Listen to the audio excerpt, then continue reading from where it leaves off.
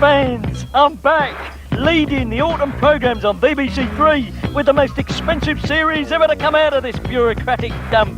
Roland.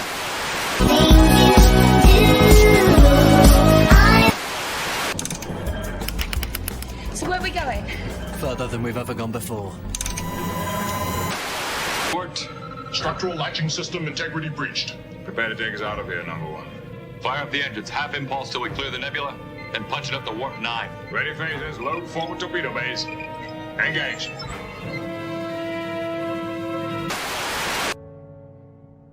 Homo sapiens.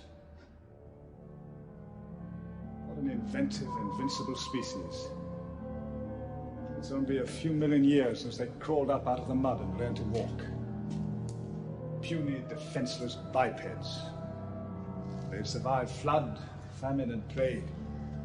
They've survived cosmic wars and holocausts. Now, here they are, out among the stars, waiting to begin a new life, ready to outsit eternity. They're indomitable.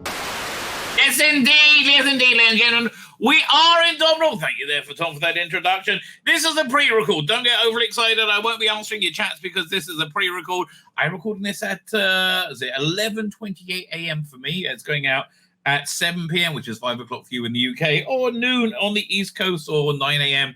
morning drive on the best coast, the West Coast. I mean, listen, it's a disaster, right? The West Coast is an absolute disaster.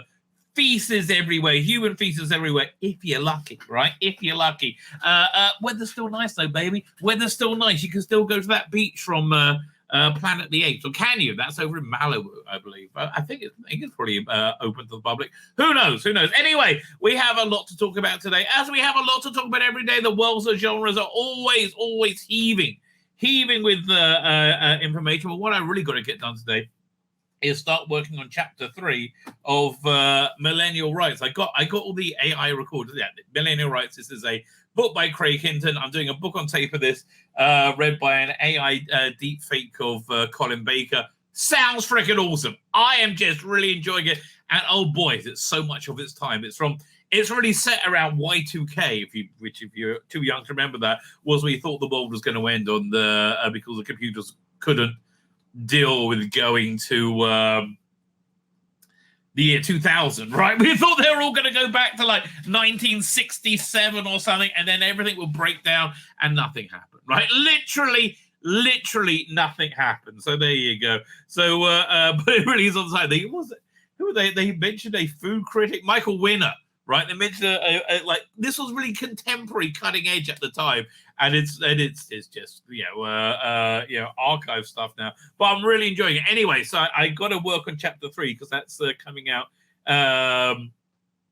this Saturday. And I don't only put out episodes. I'm going to be trying doing 2 chapters a month. I got the basic AI voice recording done up to chapter 5 right now.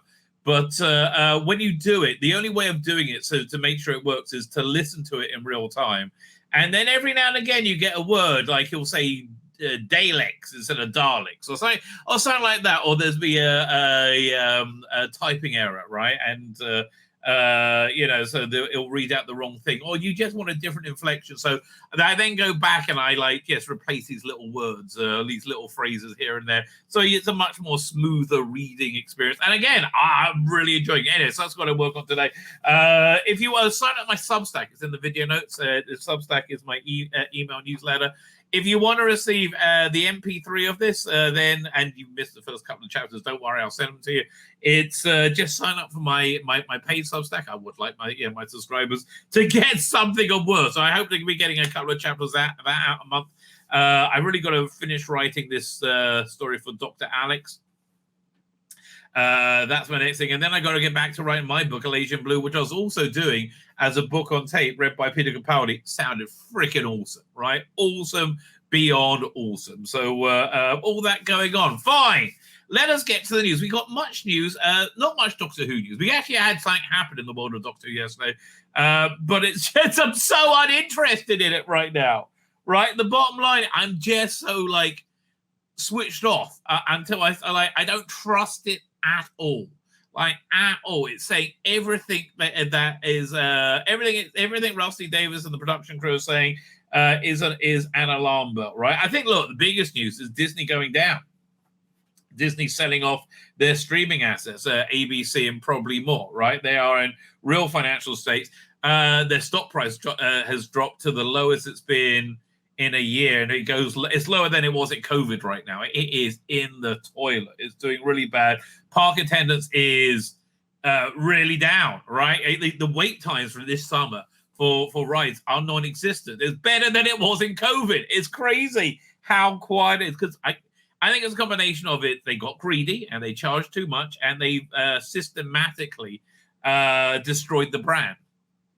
And they systematically destroyed the brand with all with this, relentless insertion of queer theory, right? Queer theory about with the LGBTQIA theory of queerness, essentially. And boy, if you look into queer theory, and I wish I knew more about it so I could quote it with more authority, but turns out everybody who built up this like weird sex stuff over the last 100 years were all massive perverts who systematically abuse children, and in many cases their own children.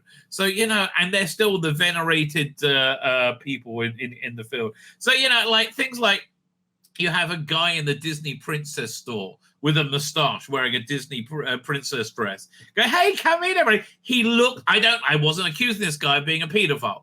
He looked like a pedophile, right? Do I still have that clip? Let's have a look. Sometimes I'm clever, right? Sometimes I'm clever, and I remember to keep things, right? But is it over here? Let's have a look. 1 second. No, it's a shame. Oh, it's a real shame because maybe it's over here. 1 second. No. Sadly not. Sadly, can I find it? Can I find it if I have a quick look? Where is it? Where would I have to go? Oh, I have to go over here. 1 second. Let's go over here. We go Disneyland Trans Princess. Because again, this was so weird, right? It was so deeply, deeply odd. Let's try Disneyland Trans. Let's have a look. No, that just came up. Princess. Disneyland Trans, and I'm assuming it's Disneyland or Disney World, right?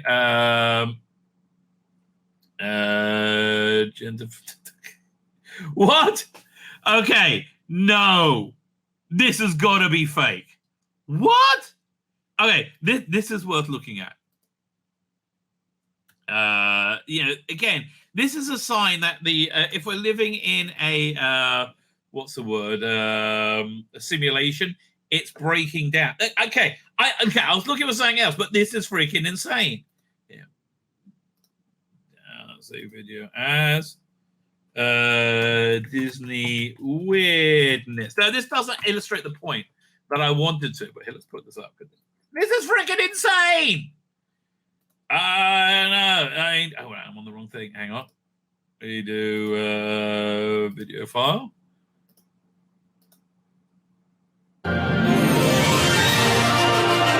Get rid of that because they're gonna copyright me for the music.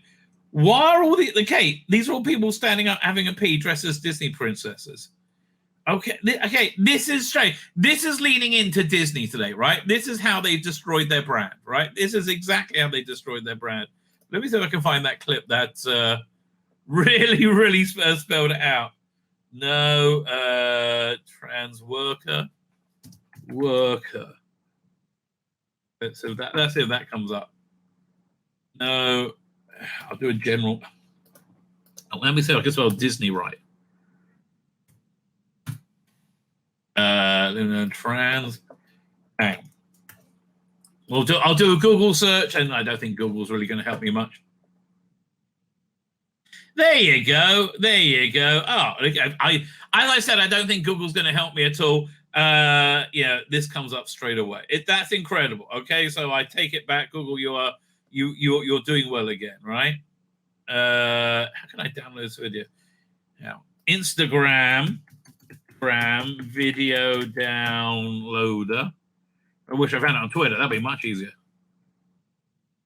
Where is it? Instagram video downloader. What? Hang on. That's just weird. What's going on?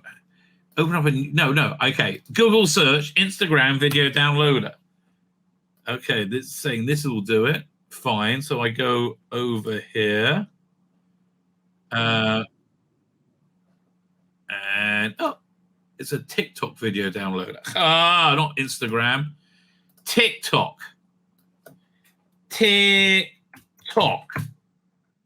Okay, let's see if this works. Paste TikTok link in there. Download. Okay, download. Okay, here it comes. Fine. This is how. Okay, this was worth the extra time. However, this was worth the extra minute when we see. This is how Disney has destroyed their brand.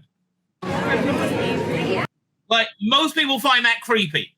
Most people find that guy's like a pedophile, right? And I'm not saying he's a pedophile.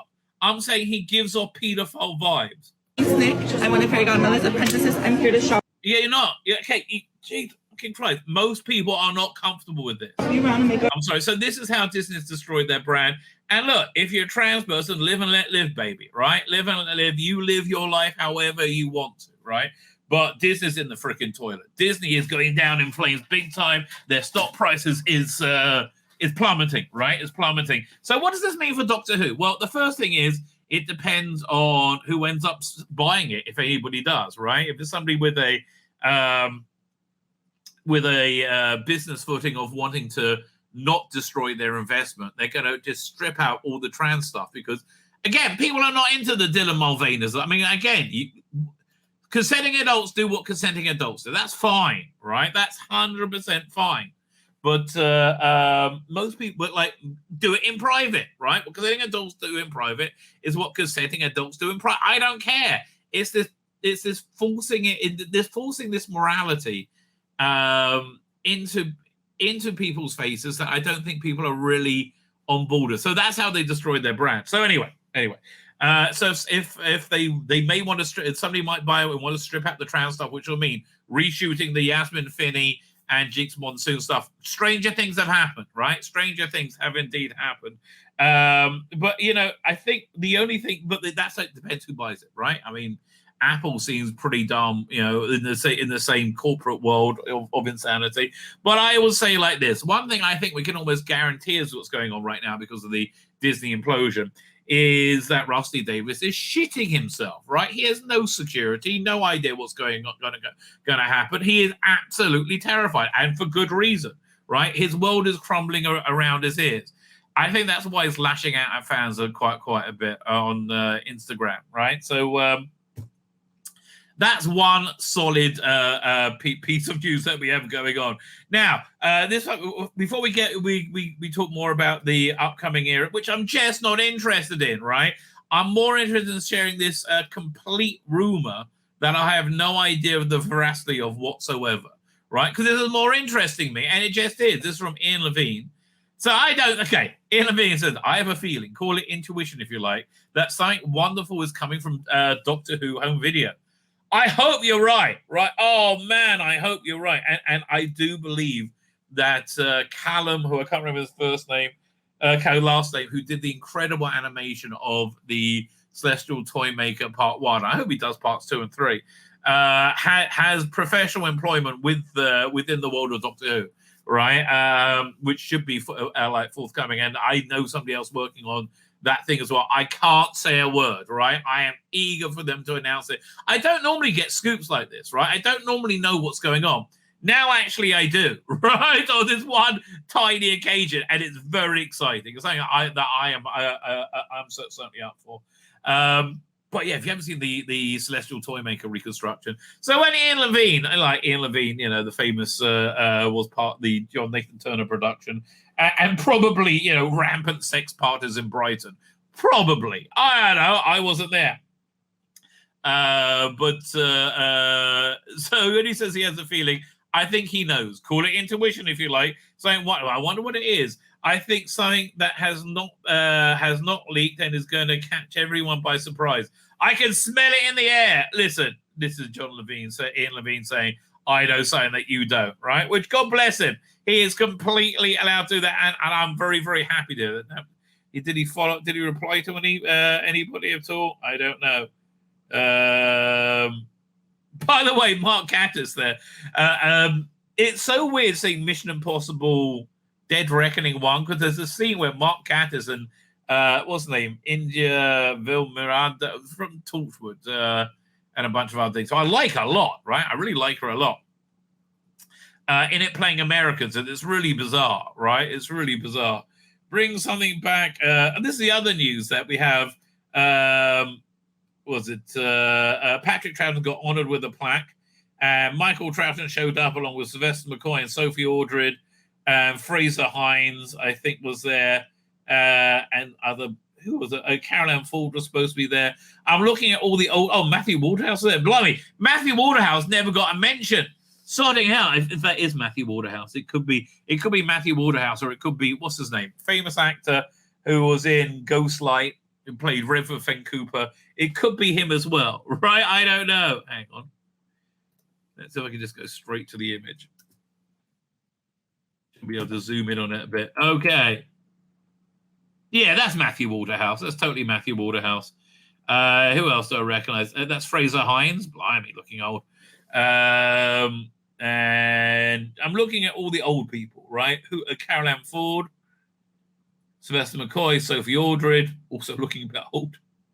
Michael Troughton, the new second Doctor. He's a big lad. He's also a big lad. But and who else we got there? Nobody I recognize. Okay, this guy looks a bit nervous. Like, I don't know what I'm doing here. But anyway, so he got a plaque in his school, I believe, in Mill Hill, which is where I grew up. So that is exciting. But of course, the big news yesterday was, I think all this is bigger, right? Ian Levine saying something is coming, it's going to be awesome. That sounds pretty big to me. And Patrick Troughton news, I think that's pretty. Man, it was only 67 when he died. Poor guy. But this was the big news. Over here, we had new images released for Doctor Who specials. Let's have a closer look at them. Hang on. Share screen. Doing. So, look, these are freaking gorgeous, right? They're really nice. But, man, I don't know what to think of the current era, right? I don't know what to think about it. It just seems everything has been about normalizing kink, right? Which is what I think cross-dressing is really. Like, again, Yasmin Finney, sure, I'm sure a lovely person, right? Sure, absolutely lovely person. I don't know. I just don't think they're a role model for people in the world, right? I don't believe, my belief system is that I don't think her life choices are going to lead her to any happiness, right? I don't think that at all, right? And also, look, I'm from a generation when somebody was transitioning, they would eventually become a woman, right? If they had a dick, it would go off and they would become a woman, right? Not this like permanent trans state, which is I don't understand at all, right? I do not understand it in any way, shape, or form. How can you be permanently trans? That just means you're a cross-dresser, which is fine. I don't think it's a. I think if you're a cross-dresser, then it's a kink, and maybe it's something that you shouldn't be using in children's entertainment. Right, which Doctor Who is, as long as they're not everything else. But great images, right? These are really, really great images. Look, because there's no emotional resonance connecting me to this anymore, I'm just like, okay, pretty picture. I need to see more. Look, at this point, I need to see what Rusty Davies is doing. Right, to be able to evaluate in any way, because from what everything I look again, I've danced this dance before, and I'm always like, hold out hope and don't rush to say, oh, it's going to be garbage before I see anything. Everything they're putting out right now is designed to alienate the fandom, right? Every freaking thing, including the other day, like the pink TARDIS. I mean. And people say, oh, no, there's nothing to do with sexuality. Yes, it was, because how do we know? everything. And the only thing anything's got to do is sexuality. But anyway, good picture of David Tennant, Dr. Donna Noble looking great there. And I'll tell you, Catherine Tate in the award season a couple of months ago, boy, did she look very, very booby, very chesty. Somehow got to like Donna even more, right? So now then we have a shooty picture, and I like this look for him as the Doctor. I just wish it was his look, right? That they don't have an iconic look is one of the biggest mistakes, I think. I'm happy to be wrong, right? I am happy to be wrong. Really, I am. I don't think I am, right? But I am happy to be wrong, right? Genuinely. Yeah, not having a singular look, I think, is a bad idea, right? Maybe like again, when Tom Baker put on, a bit of tartan or a deerstalker, he still had the scarf, right? I don't know what they're doing, but the jury's out because I haven't actually seen anything yet. And of course, we have the wonderful Millie Gibson single-handedly holding this production together by being a hot, normal-looking girl, right? It's literally single-handedly is the only thing I have any interest. I mean, I'm kind of interested in Bonnie Langford again, right? And I think she'll be good. I mean, honestly, I'm surprised they didn't bring back Sophie Aldred because Power of the Doctor was garbage. It was unwatchable garbage. It really was very bad. But Sophie Aldred was very good in it, right? She was genuinely very good in it. Fine, so let's read the article. Doink. See what they got to say for themselves. Share. Official Doctor Who social media accounts have released new photos on 60th anniversary specials as the following festive special. David Tennant as the 14th Doctor with glowing sonic screwdriver. 60th anniversary special. Okay, but I can see what they are. This article really isn't adding much. A new 8-episode Doctor Who series starring Ncuti Gatwa will debut in 2024. Okay. Really, that's really a non-story, isn't it? Yeah, I mean, we looked at the story. Let's see if Screen Rant can schlep out any longer. Doctor Who reveals David Tennant's return in a cosmic color poster. Why did this face come back? Right, I think in toy maker intervention, I would have thought. Doctor reveals that the new look for David Tennant's 60th anniversary costume is in a cosmically colorful poster asking, why did this face come back? When did it say that? Okay, well, I'll keep reading. Doctor Who reveals the new look for David Tennant's return of the 14th Doctor in a cosmic... we just said that! Oh! I'm paid by the word. Tennant's enigmatic homecoming was first revealed in the closing of the 2022 special Power of the Doctor. But we'd all seen him filming. We all knew he was coming back, right? It wasn't like, oh, where did he come from? We all knew it was going to happen, right? This was not news to anyone. I mean, I don't think it was news to anyone, right? Where are we up to? The Power of the Doctor, where Jodie Whittaker's Doctor regenerated into the familiar face of actor David Tennant. Yeah, okay, well done. Fine. Yeah, we know this. The 3-part anniversary special set to air in fall 2023 will see Tennant reunite with former companion Donna Noble, portrayed by Catherine Tate. The Tennant's 14th Doctor wields his new and as yet unrevealed sonic screwdriver. Well, we've kind of seen it. Yeah, I mean, it's not going to be the Jodie one because that just got destroyed in the comic. My God, they got this 12 or 13 part Dalek strip that takes place from the end of the Power of the Doctor to the beginning of the specials. Takes like the first hour of the Doctor's life and deals with him getting a new sonic screwdriver. Yeah, so Jodie's very sex toy looking sonic is I mean, it really is very sex toy looking. I'm sorry. In fact, I think that when what was it, geekysextoys.com, I'm not sure if that's still around, right? Weird New Zealand couple used to make sex toys that were geeky, right? I think when they did the sonic screwdriver vibrator, they actually had to make it less look like a vibrator than it actually did in real life. Fine. A quote spoken by the Doctor on the 6th anniversary trailer Said, oh, okay, why is this face come back? Yeah, I understand. We'll find out. Tensford, the 14th Doctor, one of the upcoming Doctor Who's 60th anniversary stories, highly speculated elements, while the strange occurrence in the Time Lord physiology, 2013's Power of the Doctor, there's established that the future incarnation of the Doctor may possess similar likeness with the Creator. Yeah, I don't think that's what's going on. Okay, I think this is a something to do with the toy maker, right? A toy maker skin, a 10th Doctor skin turned into the 14th Doctor, and he's going to take the skin off, and it'll be Ncuti Gatwa. The Master Sash. Okay, leave off with the again. Stop. History of regeneration. Okay, this whole thing is about David Tennant coming back. Yeah, we know. We know he's coming back, right? We do know he's coming back, but okay. Fine. Let's have a look at this. This article I've been meaning to get to, and oh boy, the time is right. Ncuti Gatwa's biggest roles mean that he can avoid a Capaldi-era mistake. Now, I want to make a prediction. Well, not a prediction. I want to say, if the Barbie movie is entertaining, right? Not even that entertaining.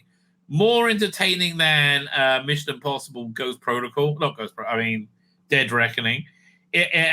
People feel satisfied coming out of it, right? If it's a good movie, what we used to call a good movie, it is going to own the summer because every freaking chick in the world wants to see the Barbie movie, right? If it's woke garbage, which they're saying it is, but I think that the people who normally will call it woke garbage, but I think the normies won't notice it's woke garbage because, you know, they want to enjoy it.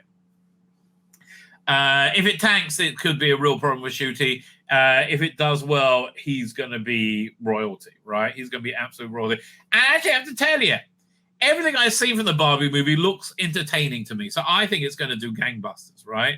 Although I thought the same Mission Impossible as well. So, which is doing good, but it's not doing gangbusters. All right. For a sex education to Barbie, Ncuti Gatwa's reputation precedes him ahead of Doctor Who, making him the fun Doctor that Peter Capaldi was never allowed to be. He never wanted to be a fun Doctor. He liked that mysterious grey figure coming up out of the smoke in black and white, right? Thinking of William Hartnell, right? He liked that. He didn't want to be a cosmic imp, which is what they are today, right? Which is what he says. It's how he described them. Ncuti Gatwa's biggest roles are in Barbie Sex Education, and Barbie can avoid making a mistake that happened the first season of Doctor Who, Peter Capaldi's Doctor Who era. What, you mean have Stephen Moffat busy making Sherlock? Yeah, I don't think that was going on. Best known for his roles as Eric Effiong in Sex on the City. And I have to tell you, I have not seen Ncuti play anybody not insanely camp, right? I haven't seen him do that. Everybody plays. It's just crazily camp. So I don't know. Is the Doctor going to be like? I don't know. Ncuti Gatwa is due to succeed David Tennant. I think you would use a bit bolder word succeed. As the 15th Doctor during the Doctor Who 60th anniversary specials, due to the immense popularity of the Netflix show. Oh, we're talking about Sex Education. Ncuti Gatwa's casting in Doctor Who has given the show a higher profile than it had in the past few years. Well, yeah, with Jodie Whittaker, and people were like hating it and like running, screaming from it. That interest in Gatwa's Doctor Who era will only get stronger in the upcoming month as he appears as Ken. Okay, that's true, right? He's in the blockbuster until he gets the keys in November. Last time incoming Doctor's reputation precedes them was similar to Ncuti Gatwa was Peter Capaldi, who was cast as the 12th Doctor. I would disagree. I think Tom Baker, cinematically, is in the same place as Ncuti Gatwa is. I mean, he had that big role in as Rasputin. What's that movie he was in? Yeah, let me look it up. Tom Baker, Rasputin. What year was this movie from? Nicholas and Alexander from 1971, right? That was a big, big movie he was in, right? It was genuinely a big deal. Hang on. Let me get a picture of him. If you ever seen it, it's really bizarre. Yeah, let me pull it up. Excuse me while I whip this out. Where'd it go? Now I've lost the window. I'm too busy looking at that poster of Millie Gibson. And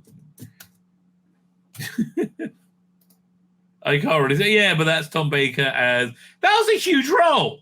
That was a genuinely huge role. Capaldi is beloved British character actor whose debut role was the energetic and innocent Danny Olsen in the iconic movie Local Hero. I forgot that was him, yeah. However, Peter Capaldi's biggest role directly before Doctor Who was playing the terrifying spin doctor Malcolm Tucker in Amanda, and I've seen his scathing political satire, The Thick of It. She also did Veep, which is also another scathing satire, scathing satire, right? That's totally how I would describe it. Brilliant scathing satire.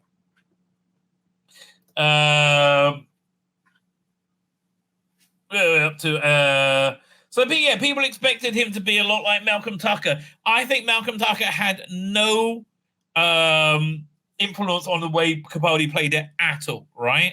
Like literally zero, right? I think the idea would actually offend Capaldi if you put that to him, right? I really do. He's like, how could you compare the two? Like, have you seen both of them? Right? That always makes me laugh when you have actors like Christopher Eccleston or Colin Baker said, "Oh, Jodie's the best." I would love them to sit them down and say, "Oh, really? Really? What acting choice did you think was the absolute best one, the totally right one, right? What acting choice did you particularly like? Oh, the one where she decided to have a vagina, because that's it, right? That is absolutely it. And then whenever the press are like, well, I've only saw the first episode. That's basically what they always say, which was mediocre and better than most, right? Sadly, it was too much. Michael Tucker and Capaldi's Doctor was written. No. Not enough, Danny. No, this is nonsense. By Ncuti Gatwa, but Ncuti Gatwa, high-profile movie and TV role should allow him to avoid this problem. Listen, I'm just hoping he's not playing him insanely gay, right? That's my hope. And I haven't seen him do anything not insanely gay. Like, he can't even keep his bloody clothes on for more than 20 minutes. I mean, for goodness sake. Ncuti Gatwa was described the 15th Doctor as somebody who's bursting with energy and uses humor as a defense mechanism. That's a perfect characterization of the Doctor, who always plays the hero and uses humor to face down danger rather than violence or brute force. But often he uses intelligence, right? Netflix's sex educator demonstrated that Ncuti Gatwa has the comic skills to deliver a Doctor freewheeling energy while suppressing a vulnerable side. That will be the key to the portrayal of the Doctor, as written by Rusty Davis. But really, who's best known for his rich vein of comedy and humanity, because those things go together. Chris Eccleston once reflected that he struggled with the comedy in Rusty Davis' original Doctor Who era. It worked because the Ninth Doctor was scarred from the Time War and struggling to be the same breezy Doctor as the classic era. 18 years later, at Morning, blah blah blah. Peter Capaldi's Doctor Who overshadowed his biggest role. What was his biggest? How much like God? This is nearly done. Thank God. Who wrote this? Mark Donaldson. Okay. 12 Doctor initially started off with a brace of an incredibly serious incarnation that of flashes of vulnerability and genuine humor. It took Capaldi's second season, second Christmas special, opposite Alex Kingston River Song, for a lighter side. That's not true. I think he lightened up a lot as the first season went along, and even more as the second season went along. It's disappointing that it didn't come out sooner. It felt like the version of the Dr. Capaldi wanted to play. He was growing into that version, right? Looking back, it feels like, no, it's looking back. Moffat wasn't thinking of Malcolm bloody Tucker. You ridiculous imbecile, right? You are a ridiculous imbecile. I don't know. It's agonizingly stupid, right? Agonizing. Speaking of agonizingly stupid, let's look at this. Because this is agonizingly stupid. This is absolutely agonizingly stupid. So they started releasing the first. They released like a little, 5-second video tease for the Disney's next upcoming flop, the Marvels. Right, the Marvels. Let's just look at the trailer, the teaser first. Right, it's and you'll go, what? Yeah, look at this.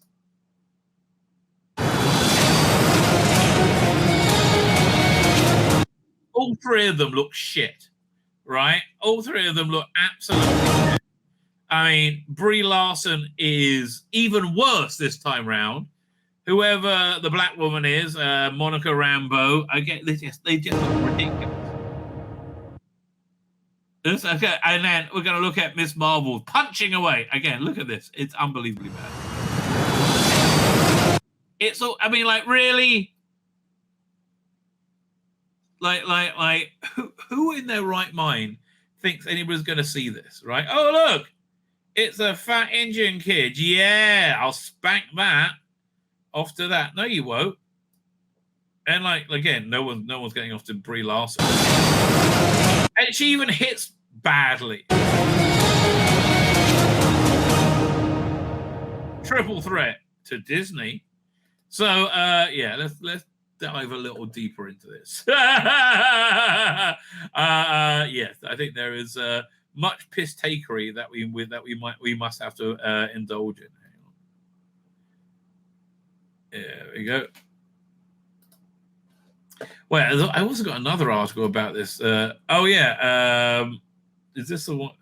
So the incredibly dumb idea they got now is to increase sales for the Marvels. They're going to release. They're going to release Miss Marvel from Disney Plus onto ABC. Assuming they don't sell it first, right? That's ABC, not Miss Marvel. And also they might be selling, if anybody will buy that, they'll probably buy that too, to drama interest. So this seems insanely stupid to me because, listen, why did Jodie Whittaker's ratings never drop lower? I mean, they were the lowest of all time. Why do they never drop lower than they did? I mean, the lowest they got to like like around 1 million for the overnight. Like ridiculous, right? Why did they never drop any lower? Because it was only on for a few weeks a year. If you're on for 20 weeks a year, you'll be on EastEnders numbers, right? Why is EastEnders like continually dropping? Because people see how awful it is. And I haven't seen it in years. I just believe everybody when they say it's going to be awful. So the idea of showing people what you're working on to get them interested in it only works if what you're working on isn't like nails on the chalkboard, right? Isn't unbelievably shit. It's probably best not to do that. Fine. So let's read what their idiot ideas are. Okay, let's go for their idiot ideas. So let's start up here. Bob Iger. God bless him. After Disney CEO Bob Iger says he wants to keep company out of the culture war, a bit late for that, isn't it? I mean, excuse me. Is this in or out the culture war over here? Right. Let's just have a quick look. Yeah. Is this? Yeah. This is 100% inside the culture war, right? That you have a fairy godmother. I'm here to shop around and make all your selections for the day. Oh, 250. Wow, those ones are even more expensive. Is that a trans one or is that normal? My name is Apprentice Aaron. I'm going to be with you today. Okay. And now, I tell you, this looks a bit icky. And I have to say, I did recently see The Sound of Freedom, which this feels kind of like gussing them up the kid. But man, I see where they put all this money into it. Okay. But this is off-putting, right? Yes, you're in the culture war, right? You are in the culture war because you put yourself there. Oh, but we've got to be kind. We have to be kind to minor attractive people. I mean, not that we're saying he is, but he just looks a lot like one. Company promotes the Marvels with vile identity politics and shit little gifts, apparently. Walt Disney Company and Marvel Studios continue to double down on culture war despite the company CEO Bob Iger recently came in. He wanted to keep out the culture war. Well, a bit late for that, isn't it? An interview with CNBC's David Farber. Yeah, man, this interview has been a disaster for him in every way, shape, or form. I asked how he would respond to Florida Governor Ron DeSantis' accusation that Walt Disney's company is sexualizing children and has become a woke corporation. Well, the only honest answer is yeah, and we're proud of it. Iger answered, well, so far as we said publicly, So far, what we said publicly is what we're concerned about, that we are concerned that he has decided to retaliate against the company for a position that it took on a pending legislation in the state. Yes, well, why'd you do that? Right? Let's just not gloss over it. The legislation was that teachers weren't allowed to have private conversation with your kid when he was 6 about sex, especially given a lot of the teachers are just whack jobs trying to convince your kids that, you know, chicks with dicks are normal, right? It's normal to be a chick with a dick. No. Like, I don't hear. Ted will explain it. No, there are no chicks with dicks, Johnny. Only guys with tits. Yes, there are. It's a joke, an adult joke for us adults. Yes, it was, but, you know, it's broken out into the real world now, right? Rabbi, you're a very naughty boy. Well, Nicola, I can't argue, nor would I want to. Actually, I kind of got turned on by that. I'm not even joking. I actually got turned on by it, even though it was a deep fake of Nicola Bryan's voice. It still turned me on. So as far as we said publicly is that we are concerned that he has decided to retaliate again. Well, why did he give us something to retaliate for? Why didn't he just shut up? Right? So there was legislation in Florida that teachers are not allowed to have private conversations about sexuality with kids. So there was no real argument anybody saying they could make against this. So they just lied. And they called it a "Don't Say Gay" bill, right? And everybody in Hollywood went, "Oh no! Oh, it must be true." It's so dumb. Like, I don't understand how dumb you have to be presented, to be like not question what you're presenting. I mean, again, look, the example I always go back to is my local synagogue, which is beyond belief to me. Like, we had a rabbi who just took a lengthy piss over Jewish law, right? Just took and like publicly violated it. But because he was a rabbi, people's brains couldn't like say, well, they couldn't work out like what was going on in front of their face. And there's no argument what was happening, but people are just dumb, right? I mean, like, people are just dumb. And you want to say they're not, but they really are. People are just dumb, especially when they want to be dumb.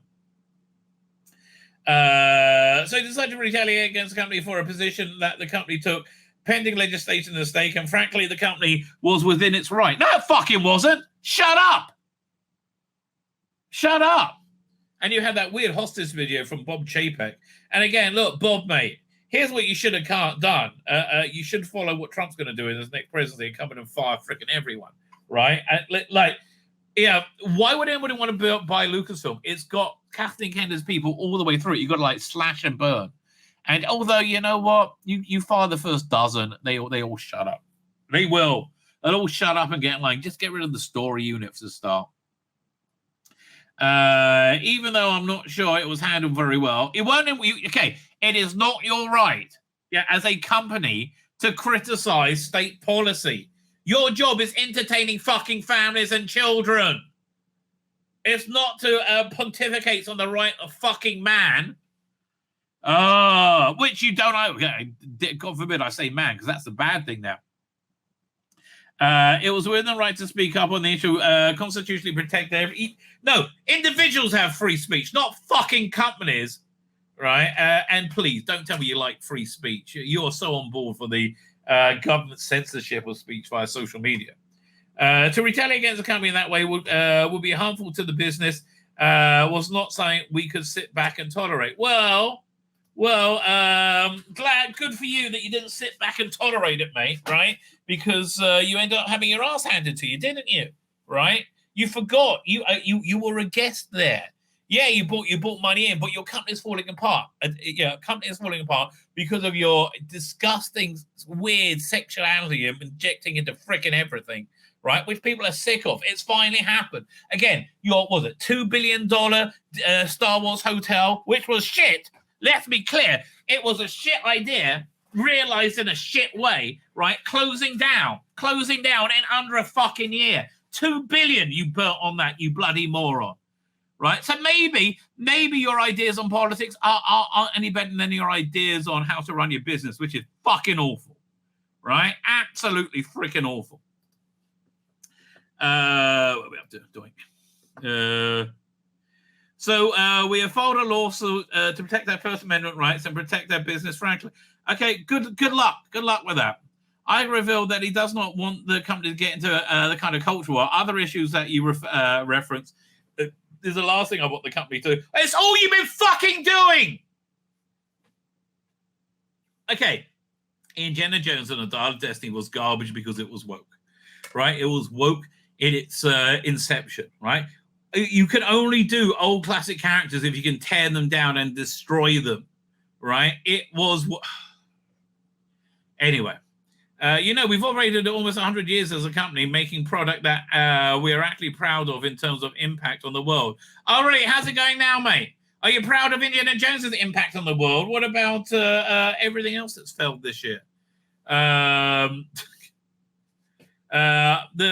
joke once every while they're there to manufacture fun. Well, fuck off. There's not fun coming out of Disney. There's merely perversion, right?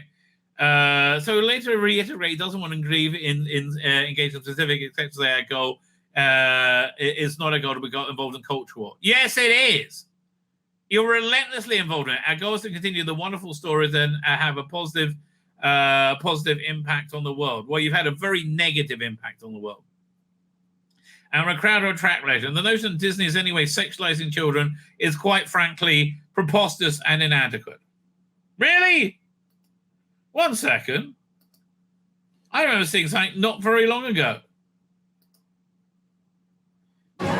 Yeah, this is called grooming, right?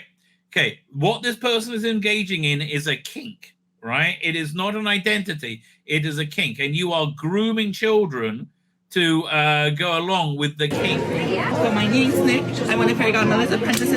Okay. Having a cock, balls, and fucking moustache is a bit of a problem with being a fairy godmother, right? It's a bit of a bloody problem with being a fairy godmother. There are no chicks with dicks, Johnny. Only guys with tits. Couldn't say it myself. Better there, Ted. Well done. Well done. Of course, I bet Seth MacFarlane was backing away from that as well. Just based off these comments, the first big promotional push for the upcoming Marvel sees Walt Disney promoting it through the vile identity politics, one of the major weapons being used to attack American culture. Speaking with Entertainment Weekly about the film, Teyona Paris, who plays Monica Rambeau, says, I'm excited that the MCU has 3 lead women, all from very diverse backgrounds, and they're all baddies in their own way. Well, the bad is in that they're destroying the brand, right? No one's coming to see this, right? Okay, why is Disney stock in the toilet? Here, I'm going to give you another less controversial reason why Disney stock is in the toilet. Because you thought this was actually good. I mean, look at that blank face on Brie. Like, that's why your stock is the lowest it's been, right? Because you have no idea how to entertain anyone. She added, "I'm really excited to see these smart, fun, intelligent, and troubled women find their way." I'm glad you're interested in it, right? Bloody hell, I'm not. I try and watch Star Trek Strange New Worlds. It's the planet of the chicks every week. I'm not interested. I'm not interested in a bunch of cackling women in a bar. I'm not interested in having a laugh at autistic Sheldon Spock. I'm not interested in girly fucking shit. I'm a bloke, which is why I used to like Star Trek and Star Wars, you dumb cunt. Right? I was your target fucking demographic, and you still couldn't work out how to fucking keep me. God, it was so fucking easy. So I think it's an incredible metaphor for learning. Oh, 1 second. Paris went on, not only puts culture war talking point and promote the film, Brie Larson also reprises the role of Captain Marvel and pushes the diversity is our strength message. Well, it would be if they had any fucking diversity, right? So I think it's an incredible metaphor for learning how to be a team. It's very clear. Oh, how to be a team? Oh, how are you getting on with those Christians then? Oh, no, they're bad people, right? It's a very clear example of no one person can do it all, but fuck that 70 million people in America who voted for Trump. They're not involved at all, right? You need all kinds. Yes, of course, 81 million people voted for Joe Biden. Look at the charisma on the man. How can they hold themselves back? Of course, that's completely legitimate and not a ludicrous, ridiculous assertion. Of course it isn't. So I think it's an incredible metaphor for learning how to be a team, as long as the people you like to be in a team with. And it's a very clear example of that. No one person can do it all. You can't do any of it. Okay, this movie is going to tank worse than Doctor Strange, right? Oh, my God. It's a very clear example of you need all kinds of skill sets, all kinds of people, all different viewpoints. Okay, it sounds like it's going to be awful.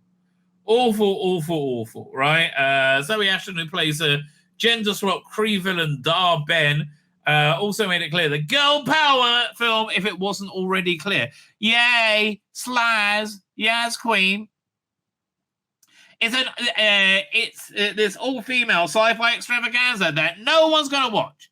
Literally no one, right?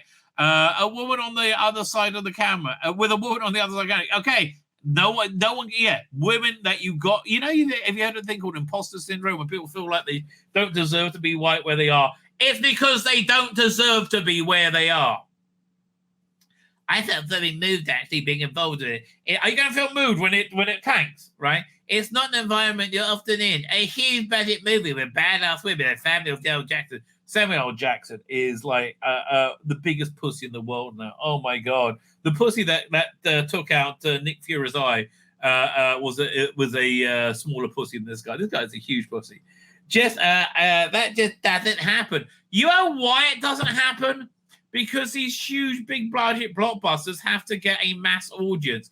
And this is a fringe audience. Iman Vellani, who reprises the role of Miss Marvel, who's now writing the comic Miss Marvel after it being cancelled. How many times? Seems to be the only one to push back on this narrative, albeit also appeared to falsely buy into the vile ideology of transgenderism that posits you can change your sex from male to female just as easily as changing your clothes. Absolutely. We're lucky because we have such a plethora of female characters with real flaws. Well, listen, nobody could accuse Brie Larson of not being complete with real flaws, right? Nobody could accuse her of that. Real flaws and time marks, time and again, it's proven not only do these stories have a robust fan base. No, it doesn't. They're all tanking, right? But they sell. No, they don't. No, they're proved. The ratings for Miss Marvel were atrocious, only to be outflanked by the ratings of She-Hulk, which were even more atrocious. However, she then declared, Marvel has always tapped the idea of finding the idealized version of yourself through the characters, a version of yourself that can fly in space or stop a train with one hand. I think aspiration to be greater than who you are and a universal feeling of regardless of gender identity. I hope people recognize that and find ways to identify with our characters. Oh, gender identity. Give me straight. Bella Ramsey, who played the girl from, well, I say girl, from The Last of Us, HBO, she's big into being trans. Why? Because she's not very pretty. She's not very hot. She doesn't look very feminine. Her tits are small. Her figure is not very developed, right? She doesn't look very hot. So therefore, she's leaned into being trans instead, right? Good for her. Yeah. Marvel shows on Brie Larson, Iman Vellani, and Tayona Paris. The three leads from diverse, anything new here. The visual synopsis of the film is Carol Danvers, aka Captain Marvel, has reclaimed her identity from the tyrannical Kree and taken revenge on the supreme intelligence. But the unintended consequences, see, who gives? I'm like, all this backstory I know nothing about and don't care about. When her duties send her to an anomalous wormhole linked to a Kree revolutionary, her powers become entangled with that of Jersey City superfan Kamala Khan, Miss Marvel, and carries a strange niece now Saber astronaut Monica Rambeau. Were they nieces? Okay. Fine. I can't do anymore. I'm literally on my head. It's like it's gonna blow, right? It's gonna blow. What else we got here? Let's have like, how do I get rid of this? Maybe I just refresh the page. Snow White, new rumor claims live action will replace Seven Dwarfs with Bandits. Well, yeah, that's kind of obvious. We've seen the picture, right? This embarrassing picture. I don't know what to tell you. Again, this is an incredible Disney thing for you, right? It's like, who do they think is going to watch this movie? I am intrigued by the Superman Legacy stuff, though. Barbara acting Issa Rae describes as Ken as a great accessory. If somebody doesn't know about her own story. But there was another Barbie story about Kevin Feige wanted to bring Kamala Khan and Monica Rambeau to the MCU before Captain Marvel released it into theaters. Well, again, Kevin Feige hasn't been having the greatest ideas of late, right? Has not been doing particularly well. Oh, that Lando show's not going, even though they said it was. Barbie declared a super feminist film by film critic and YouTuber Grace Rudolph. Another good reason not to see it, right? Another good reason not to see it. Looks abysmal. Okay, we're coming up to the hour, so I'm going to wrap it up. Why do I only go an hour when it's a pre-record? I will tell you.